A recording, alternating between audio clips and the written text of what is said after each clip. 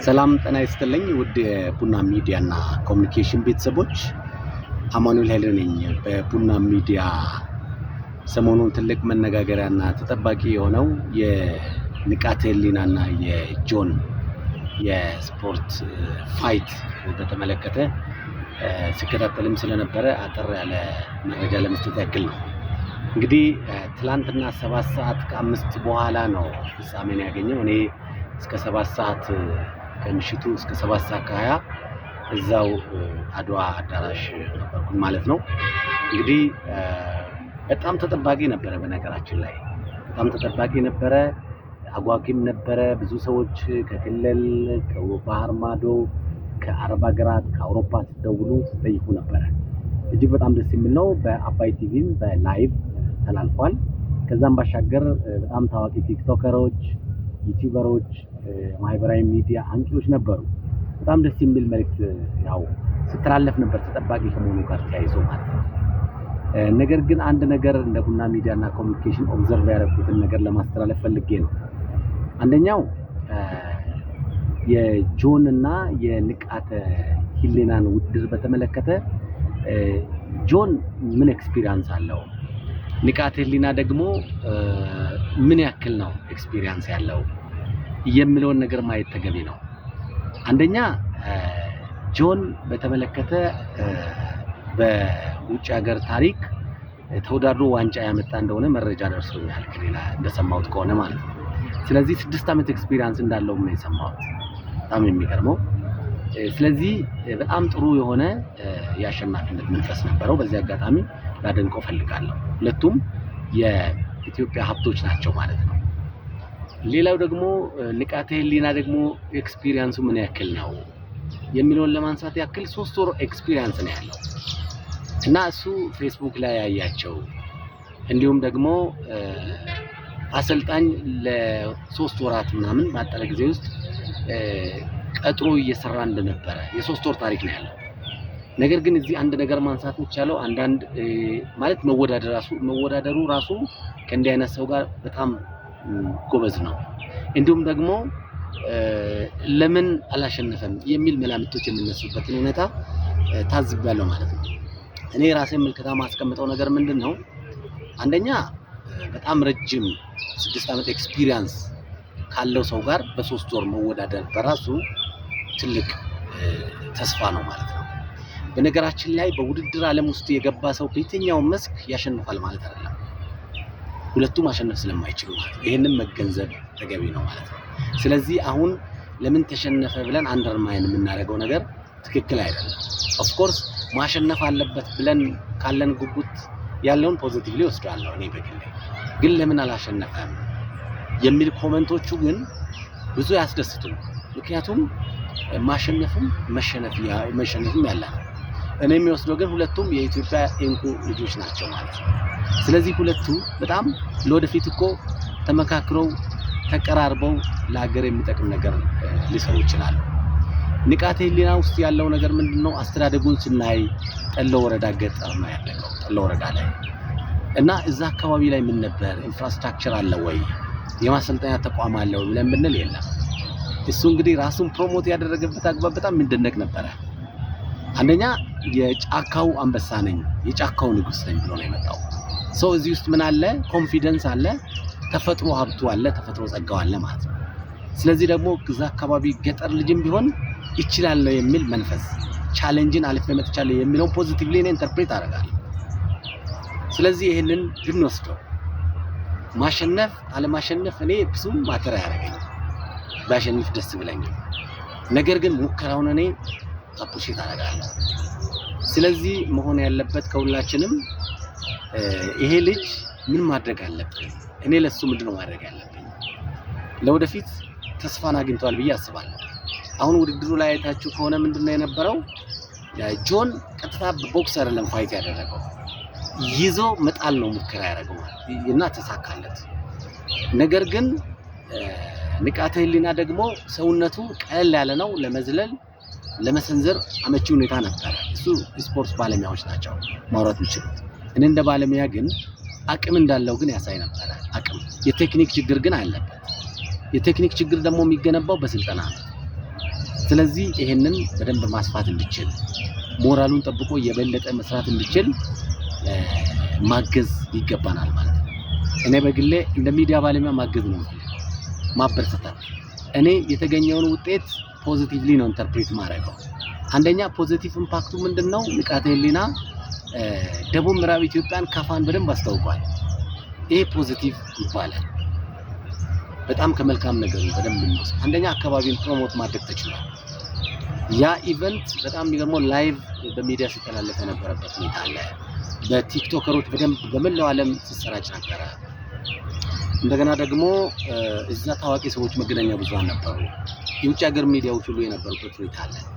ስለዚህ ንቃተ ህሊና ከካፋ ደቡብ ምዕራብ ኢትዮጵያ ከጥሎን የመጣ እዛ አካባቢ ሲነሳ ምን ይነሳል? ማር አብሮ ይነሳል፣ የጫካ ይነሳል፣ የደን ጥበቃ ስርዓቱ አለ፣ በባዮስፌር ሪዘርቭ የተመዘገበ ጫካ አለ፣ የቡና ሀብቱ የጫካ ቡና የተለያዩ ሀብቶች ያሉበት ማር ይነሳል፣ ዝንጅብል፣ ኮሮሪማ፣ ጥምዝ አብሮ ይነሳል ማለት ነው። ስለዚህ አንድ ሰው እውቅና ውስጥ ምን አለ? ፕሮሞሽን አለ ማለት ነው። አካባቢን ፕሮሞት የማድረግ ነገር አለ። ስለዚህ ይሄንን ዞኑን አካባቢውን ተጠቅመዋል ብዬ ወስዳለሁ። ስለዚህ ይሄንን ፖዚቲቭሊ እንውሰደው። አሁንም ደግሞ እዛ አካባቢ በየደረጃ ያለው ተወላጁ አካባቢ ሰዎች አካባቢ ባለድርሻ አካላት ምን ማድረግ አለባቸው? ማበረታታት። ሞክሬ ነበር ባይሳካም አሸናፊ ነው የሚለው ነገር አይቻልም። ለምሳሌ የደቡብ ምዕራብ ኢትዮጵያ ክልል መንግስት ኮሚኒኬሽን ጉዳዮች ቢሮ ኃላፊ አቶ ይሽዋስ አለሙ በግል ማህበራዊ ሚዲያቸው ላይ ያስተላለፉትን መልእክት አይቻለሁ። ለወጣቶች ትልቅ ተምሳሌት ነው ንቃተ ህሊና ነው ያሉት። ስለዚህ ይበረታታል። ለወጣቶች ቢያንስ የይቻላል መንፈስ እንዲኖር አድርጋልና ቴንኪዩ የሚል ሜሴጅ አስተላልፏል ማለት ነው። ይሄ በጣም ትክክለኛና ደስ የሚል ነው። የክልሉ መንግስት ኮሚኒኬሽን እጅግ በጣም ላመሰግን እወዳለሁ። ሌሎችም በተመሳሳይ ደውሎ እንደዚህ ያለው ሁኔታ ያጣሩ ሰዎች ነበሩ፣ ሲከታተሉ የነበሩ አሉ። በጣም ቴንኪዩ። በአንጻሩ ደግሞ የዞኑ አስተዳደርም በተመሳሳይ አቶ እንዳሻ ከበደ ንቃተ ህሊና መልእክት አስተላልፏል ማለት ነው እና ባታሸንፍም ለኔ አሸንፋለሁ ያሉት በጣም ትክክል ነው። ምክንያቱም በቃ ይሄ አንደኛ ሞራል መጠገን፣ ይሄ ወጣት በደንብ እንዲሰራ ለሌሎች ወጣቶች ደግሞ ተስፋ ሆኖ እንዲቀጥል የሚያደርግ ጠንከር ያለ መልእክት ነው ማለት ነው። ስለዚህ በቀጣይም ይሄ ልጅ በርትቶ እንዲሰራ ማገዝ፣ ማበረታታት፣ ስልጠና እንዲያገኝ ማድረግ ተገቢ ነው። ምክንያቱም እሱ የሱ ህይወት ታሪኩ የሚያስረዳው ንቃተ ህሊና ከጎዳና ነው የተነሳው። ከጎዳና ተነስቶ እዚህ መድረስ በራሱ በጣም የሚገርም ነው። እንደገና ደግሞ ሊስትሮ ነበረ። ከዛ ተነስቶ እዚህ መምጣት በራሱ ቻሌንጅን ማለፍ፣ ችግርን ማለፍ ለካ የይቻላል መንፈስ። እኔ አሁን ከሱ ጋር የወሰድኩት ነገር ምንድነው? በቃ የስነ ልቦና ጥንካሬ አይቻልም። አስተሳሰቡ በጣም የይቻላል መንፈስ ያለበት ፖዚቲቭሊ ኢንተርፕሬት ማድረግ ነው። ለማሸነፍ ያለውን ጉጉት እኔ አፕሪሺየት አደርጋለሁ። በውጪዎቹም ዓለም አሸንፋለሁ ይባላል፣ አላሸንፍም አይባልም። መቼስ ተናግሮ ለምን አላሸንፍም የሚሉ የተለያዩ ኮሜንቶችን አይቻልም። አይደለም በቃ ለማሸነፍ ገባ፣ አልተሳካም፣ ዘንድሮ ባይሳካ ቀጣይ ይሳካ የሚለውን ነገር መውሰድ ነው። እሱም እንዳለው ቀጣይ ራሴን አሻሽዬ እመጣለሁ ብሏል። ዞሮ ዞሮ ግን እኔ እንደ ቡና ሚዲያ እና ኮሚኒኬሽን ማስተላለፍ የምፈልገው መልእክት በደንብ ልምድ አስተማሪ ነው። ልምድ ነው ያሸነፈው። ልምድ ያቅም ማነስ አልነበረም፣ ልምድ ግን ማነስ ነበረ። ይህንን ልምድ በስልጠና ማዳበር፣ የዘርፉ ባለሙያዎች ኮች ማድረግ ተገቢ ነው። ከስያሜው ሲነሳ የጫካ አንበሳ ነኝ ብሎ ያንን ተፈጥሮ ሀብቱንም የመጣበትንም አካባቢ ፕሮሞት ሲያደርግ የነበረውን ነገር በጣም ፖዚቲቭሊ መውሰድ ተገቢ ነው ብዬ አስባለሁ። ሌላ ጊዜም የሱን ህይወት ተሞክሮችን በደንብ ለወጣቱ ማስተላለፍ ያስፈልጋል። ያ ፖዚቲቭ ነገሮችን በደንብ ማጎልበት አለብን። እንደገና ደግሞ እዚህ ላይ አፕሪሺየት ማድረግ የምፈልገው በአዲስ አበባ ያሉ የአካባቢ ተወላጆች፣ የአዲስ አበባ ወጣት፣ የጸጥታ አካላት በጣም ሊመሰገኑ ይገባል። ጸጥታን ለማስከበር ሲያደርጉት የነበረው ስፖርታዊ ጨዋነት ጎልብቶ እንዲሄድ እኔ ያየሁት የስፖርታዊ ጨዋነት እንዲጎለብት የተደረገውን አግባብ በጣም ላደንቅ እፈልጋለሁ። ምክንያቱም በቃ በስነ ምግባሩ የታነጸ ዜጋ የሚፈጠረው ከስፖርቱ ነው፣ ከዛ ነው የሚቀዳው። ይህንን እንግዲህ በደንብ አፕሪሺየት አድርጎ መሄድ ያስፈልጋል። ትላንትና ብዙ ነገሮች በተለያዩ ባለድርሻ አካላት ጥሩ ነገሮች የተከናወኑበት ሁኔታ በጣም ደስ የሚል ነው። ዞሮ ደግሞ ባይሳካም ንቃተ ህሊና አሸንፏል የሚለው ነገር በርካቶች መልእክት እያስተላለፉ ነው። ከአውሮፓ ከተለያዩ ሀገራት ከአረብ ሀገራት ከሀገራችን ተደውሎ በጣም ለኛ ምሳሌ ነው። እኛ በቴክኒክ ፕሮብሌም የነበረውን በቀጣይ መቀረፍና ይሄ ልጅ በርትቶ መስራት እንዳለበት ተስፋ እንዳይቆርጥ ማበረታታት ተገቢ መሆኑን ሀሳቦች እየተንሸራሸሩ ነው እና በዚህ ልክ የመገናኛ ብዙሃን ትኩረት መሆን ከቻለ አካባቢው በአምባሳደርነት አስተዋውቃሉ ብዬ ነው የምወስደው። ምክንያቱም ለሚዲያና ለእንደዚህ ፊገር ሆኖ እንደዚህ ኢሹ ሆኖ በኢቨንቱ ላይ ስማቸው ጎልቶ ሲነሳ ሀገር የሚጠቀመው ነገር አለ፣ ሀገር የምትታወቀው ነገር አለ፣ ሀብት የሚታወቀው ነገር አለ። አንዳንድ ጊዜ ይሄ በሚዲያ አንዳንድ ሰዎች ላይ ያውቁ ይችላል። የማይገባቸው ሰዎች አይገባቸውም፣ የሚገባቸው ሰዎች ይገባቸዋል። ስለዚህ ምንድነው መወዳደር በራሱ መልካም ነው። በዚህ ፖዚቲቭ ልንፈታው እንዲያሸንፍ ካለው ጉጉት አንፃር የተነሳውን ነገር እኔ ፖዚቲቭ ነው ብዬ ወስዳለሁ።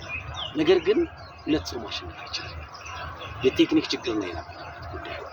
ስለዚህ ይሄ ደግሞ በስልጠናና በባለሙያዎች የሚሞላ ነገር ነው። ስለዚህ ይሄ ልጅ ተስፋ ቆርጦ ወደ ኋላ እንዳይመለስ በመጀመሪያ እንዳይበረግግ ምን ማድረግ ያስፈልጋል?